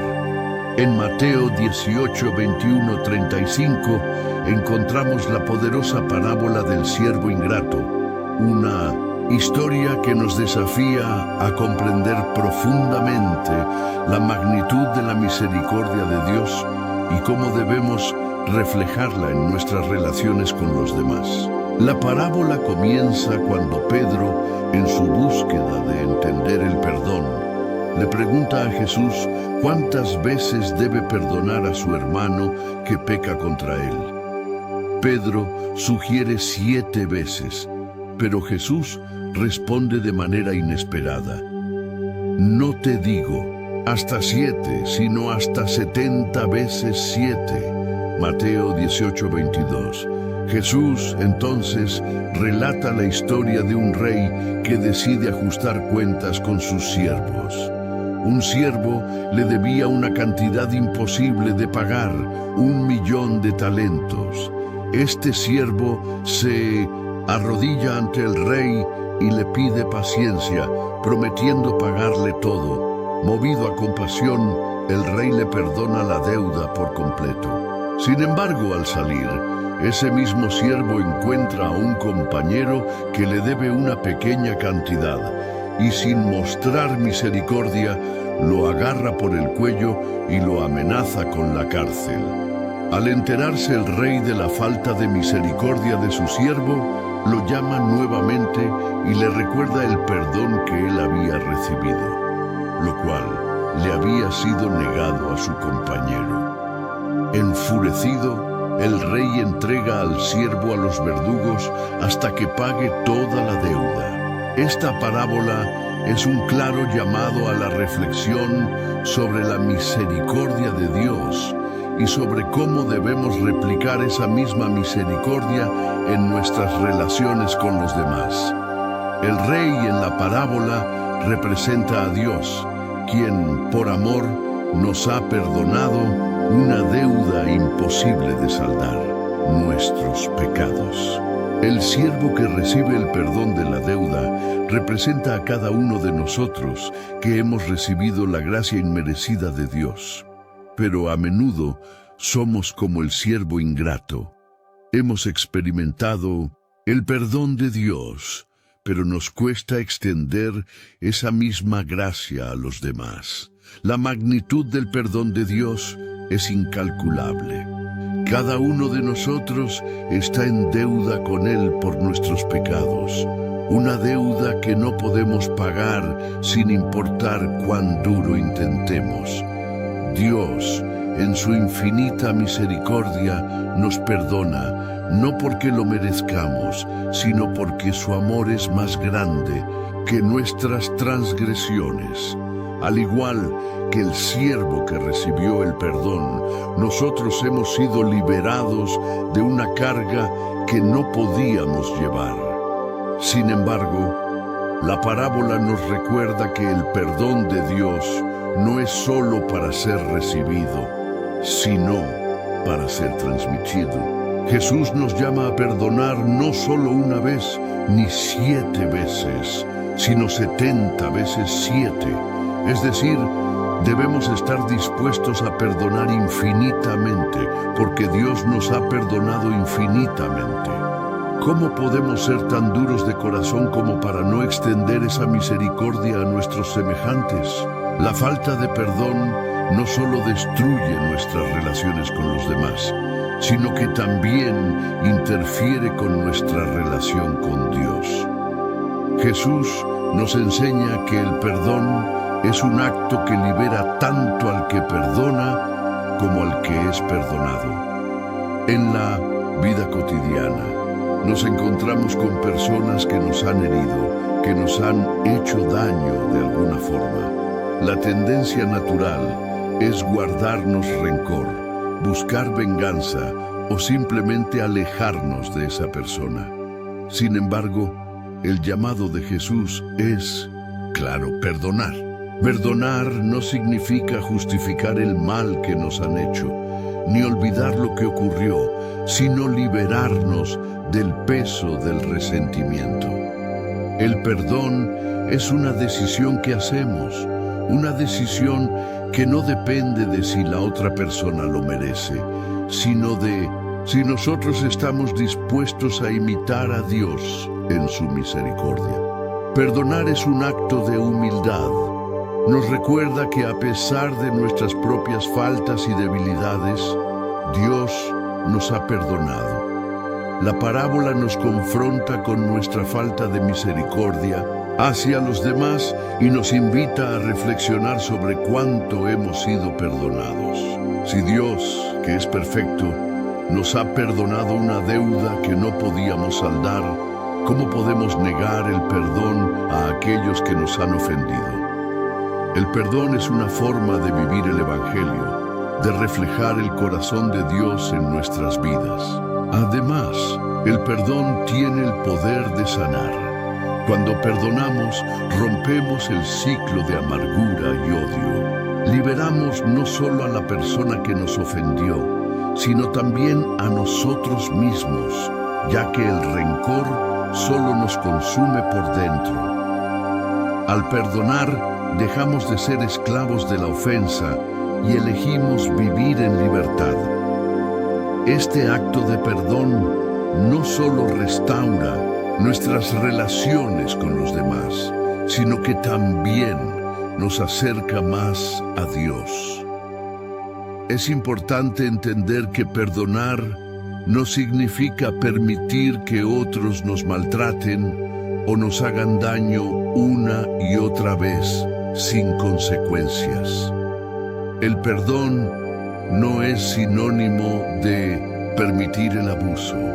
Más bien, el perdón es una liberación interior, un acto de obediencia a Dios que nos llama a vivir en paz y armonía. Perdonar es un acto que nos lleva a una vida de reconciliación, a la restauración de relaciones rotas y a reflejar el carácter de Cristo en todo lo que hacemos. La parábola del siervo ingrato es un recordatorio de la importancia del perdón en nuestra vida cristiana. Nos llama a ser generosos en nuestra misericordia, a recordar que cada vez que perdonamos a alguien, estamos imitando a Cristo, quien nos perdonó mientras aún éramos pecadores. ¿Estás dispuesto a vivir de acuerdo con esta enseñanza? A perdonar de la misma manera que Dios te ha perdonado. La clave para una vida cristiana plena es abrazar el perdón, no solo como un acto de obediencia, sino como una oportunidad para vivir en libertad y paz.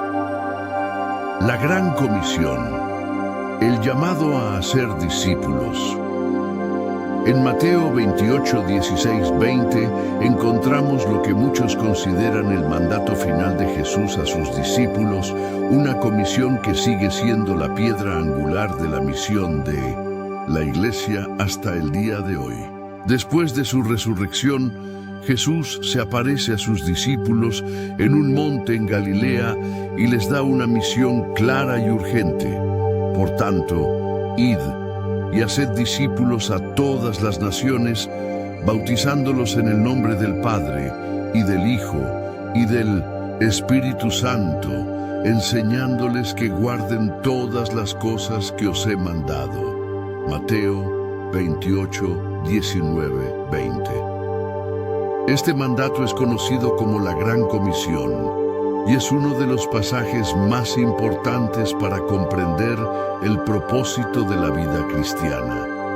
Jesús no solo resucitó para nuestra salvación, sino para enviarnos a compartir ese mensaje de salvación con el mundo. Este llamado no es solo para los discípulos de la época, sino para todos los seguidores de Cristo a lo largo de la historia, incluyéndonos a nosotros hoy.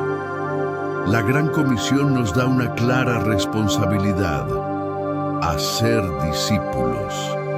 Este no es un llamado a simplemente evangelizar, sino a hacer que las personas lleguen a ser seguidores comprometidos de Cristo, formándolos en la fe, enseñándoles a vivir de acuerdo con las enseñanzas de Jesús. El mandato no es solo para los pastores o misioneros, sino para cada creyente que ha experimentado el amor y la gracia de Dios. Todos somos llamados a ser parte de esta obra, a involucrarnos activamente en llevar el Evangelio a todas las naciones. El acto de hacer discípulos implica más que predicar o ganar almas. Hacer discípulos significa guiarlos en su caminar con Cristo, enseñándoles a vivir según los principios del reino de Dios. Es un proceso continuo de acompañar a otros en su madurez espiritual, ayudándoles a crecer en su fe, en su relación con Dios y en su compromiso con los demás. El Evangelio no es solo un mensaje de salvación, sino un mensaje que transforma vidas, que cambia corazones, que nos llama a vivir una vida radicalmente diferente. Una de las características más impactantes de este mandato es su universalidad. Jesús dice que debemos hacer discípulos a todas las naciones. Esto significa que el llamado de Cristo no tiene fronteras. No hay personas que estén fuera del alcance del Evangelio, y no hay culturas, etnias o pueblos que no merezcan escuchar la buena nueva de la salvación.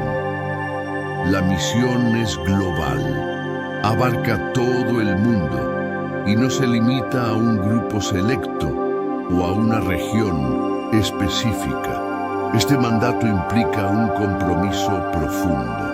No es suficiente con compartir el Evangelio una sola vez y dejar que las personas decidan por sí mismas si aceptan o no. El llamado es hacer discípulos, lo que significa acompañar, enseñar y cuidar de aquellos que responden al Evangelio. Se trata de un discipulado que va más allá de la conversión, un discipulado que busca la transformación integral de la persona. Como seguidores de Cristo, debemos estar dispuestos a invertir tiempo y energía en el proceso de formación, a ayudar a otros a crecer espiritualmente, a ser ejemplos de lo que significa vivir para Cristo. El bautismo, que también es mencionado en la Gran Comisión, es un símbolo poderoso de la entrada a la comunidad cristiana. El acto de bautizar es un acto de obediencia a la orden de Jesús, pero también es una declaración pública de la fe. Al ser bautizados, los creyentes identifican su vida con la muerte, la sepultura y la resurrección de Cristo. Es un acto que simboliza la transformación interna que ocurre cuando una persona es hecha nueva en Cristo. El bautismo es el primer paso visible en el discipulado, pero el proceso de ser discípulo de Cristo no termina allí. Es un camino que dura toda la vida. Jesús también promete estar con nosotros todos los días hasta el fin del mundo. Mateo 28:20. Esta es una promesa de su presencia constante. Aunque el mandato puede parecer grande y desafiante, no estamos solos. Jesús nos da su Espíritu Santo para guiarnos, fortalecernos y capacitarnos en nuestra misión. En nuestra debilidad, Él es nuestra fortaleza. En nuestra incertidumbre, Él es nuestra guía. La Gran Comisión no es solo una tarea que debemos cumplir por nuestra cuenta, sino una misión en la que Cristo mismo nos acompaña, nos capacita y nos llena de su poder. Es importante entender que la Gran Comisión no es solo una tarea que se le da a algunos elegidos o a personas con un llamado especial. Es un mandato para todos los creyentes. Cada uno de nosotros, sin importar nuestra situación o nuestros dones, está llamado a participar en la misión de hacer discípulos. Esto puede implicar diferentes formas de participación, desde el evangelismo en nuestro vecindario hasta el apoyo a misiones en otras partes del mundo. Cada uno de nosotros tiene un papel en la expansión del reino de Dios. Hoy, el llamado de la Gran Comisión sigue siendo tan relevante como en los días de Jesús. Vivimos en un mundo que aún necesita escuchar el Evangelio. Un mundo lleno de personas que están buscando respuestas, que están buscando esperanza, que necesitan experimentar el amor de Dios. La misión de hacer discípulos sigue siendo urgente y nosotros como iglesia somos los encargados de llevar ese mensaje. La pregunta que debemos hacernos es: ¿estamos viviendo nuestra vida de acuerdo con la Gran Comisión? ¿Estamos haciendo discípulos tanto a través de nuestras palabras como de nuestras acciones? ¿Estamos dispuestos a comprometernos con el llamado de Jesús y a ser parte de la misión de extender su reino? La Gran Comisión no es una opción, es un mandato de nuestro Señor. Y como su pueblo, debemos tomar ese llamado con seriedad, sabiendo que no estamos solos en la tarea, sino que Cristo está con nosotros en cada paso del camino. Al reflexionar sobre este llamado, recordemos que hacer discípulos no es un esfuerzo aislado, sino una respuesta a la gracia de Dios que hemos recibido. Nosotros somos testigos de su amor y salvación, y tenemos la responsabilidad de compartirlo con el mundo. Jesús nos ha dado todo lo que necesitamos para cumplir este mandato, y la promesa de su presencia nos da la confianza para seguir adelante. Si aceptamos este llamado, veremos el poder de Dios obrar en nuestras vidas y en las vidas de aquellos a quienes tocamos. La resurrección de Jesús es el evento central de nuestra fe cristiana. Sin ella, como Pablo lo dice, nuestra fe sería vana. 1 Corintios 15:17. En el Evangelio de Mateo, este evento se presenta con una belleza profunda y un poder transformador, que no solo asegura nuestra salvación, sino que también redefine nuestra perspectiva sobre la vida, la muerte y la esperanza eterna.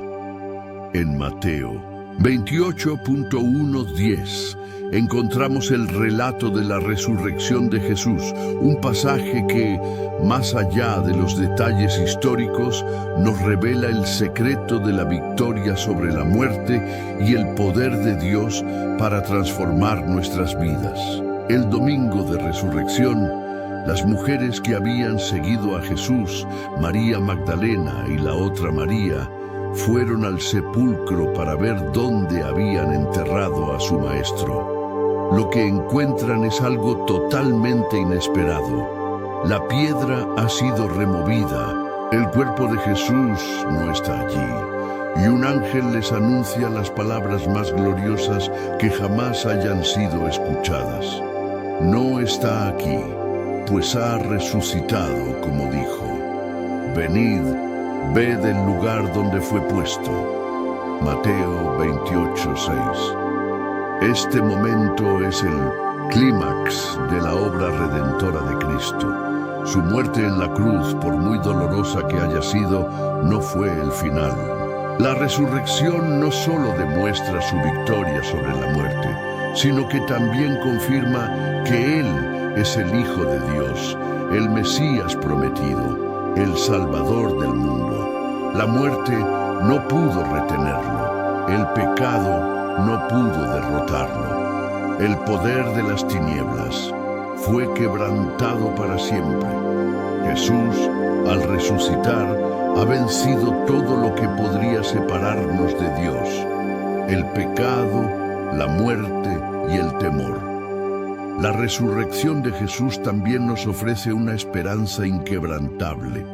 Sabemos que al igual que Cristo resucitó, nosotros también resucitaremos en Él. La resurrección es la garantía de nuestra propia victoria sobre la muerte. Jesús, al vencer la muerte, nos da la promesa de vida eterna con Él. La muerte ya no es el final para los creyentes, es solo un paso hacia la gloria que nos espera. Esta esperanza de resurrección no es solo para el futuro, sino que tiene implicaciones profundas para nuestra vida presente. La resurrección de Jesús nos recuerda que en Él todo lo que está muerto puede ser restaurado. Si algo en tu vida parece estar muerto, tal vez tu fe, tu esperanza, tu matrimonio, tus sueños, la resurrección nos enseña que hay poder para restaurar y dar vida donde parece que no hay esperanza. En Cristo, el último capítulo de nuestra historia no es el fracaso o la derrota, sino la victoria y la restauración. Jesús se apareció a varias personas después de su resurrección, y en cada uno de esos encuentros, Él les ofreció paz y esperanza. A las mujeres que llegaron al sepulcro, Él les dijo: no temáis, id, dad las nuevas a mis hermanos, para que vayan a Galilea, y allí me verán. Mateo 28:10. La resurrección de Jesús no solo les dio a ellas un mensaje de esperanza, sino también a los discípulos, quienes en ese momento estaban llenos de miedo y confusión. La presencia resucitada de Cristo trae consuelo a nuestros corazones atribulados, alivia nuestros miedos y nos da la seguridad de que Dios está en control, incluso en los momentos más oscuros de nuestras vidas. El mensaje de la resurrección también es un llamado a la misión. Jesús les da a las mujeres y luego a los discípulos la tarea de llevar el mensaje de su resurrección a otros. La victoria de Cristo sobre la muerte no debe ser guardada en silencio. Debemos compartir con el mundo que la muerte no tiene la última palabra, que la vida eterna está disponible para todos aquellos que ponen su fe en Él. Es un llamado a la evangelización, a llevar las buenas nuevas de la resurrección a un mundo que aún está atrapado en la oscuridad y el pecado. La resurrección nos desafía a vivir de una manera que refleje la victoria que Jesús ha logrado por nosotros. Si verdaderamente creemos que Cristo ha vencido la muerte, entonces debemos vivir con una nueva perspectiva. Ya no estamos sujetos al temor de la muerte o al poder del pecado. Somos libres porque hemos sido resucitados con Cristo. Vivir de acuerdo con esta verdad significa caminar en victoria, sabiendo que todo lo que enfrentemos en la vida, sean pruebas, dificultades o desafíos, es temporal en comparación con la gloria que nos espera. Al mismo tiempo, la resurrección también nos enseña sobre la paciencia y la esperanza. Aunque experimentamos sufrimiento y dolor en esta vida, sabemos que la resurrección es nuestra garantía de que no todo está perdido. Cada sufrimiento, cada lágrima, cada sacrificio tiene un propósito eterno. La resurrección nos recuerda que hay algo mucho más grande que el presente, algo que nos espera más allá de esta vida, la restauración completa de todas las cosas en el reino de Dios. Por último, la resurrección de Jesús es un recordatorio de que Dios puede hacer lo imposible. Lo que parecía un final trágico, la crucifixión, se convirtió en el principio de una nueva vida para todos los que creen. Dios tiene el poder de transformar cualquier situación, cualquier circunstancia, por más desesperante que sea. Sí, Jesús puede vencer la muerte. Él puede vencer cualquier obstáculo en tu vida. Él es el Dios de la resurrección, el Dios que puede traer nueva vida a lo que está muerto. Que la resurrección de Jesús no solo sea un evento histórico que celebramos una vez al año, sino una realidad que transforme cada aspecto de nuestra vida. Que vivamos con la esperanza y la confianza de que en Cristo la muerte ha sido vencida y que la vida eterna es nuestra. Que al igual que las mujeres y los discípulos, respondamos al llamado de Jesús de compartir esta noticia con el mundo, sabiendo que en Él todo es posible.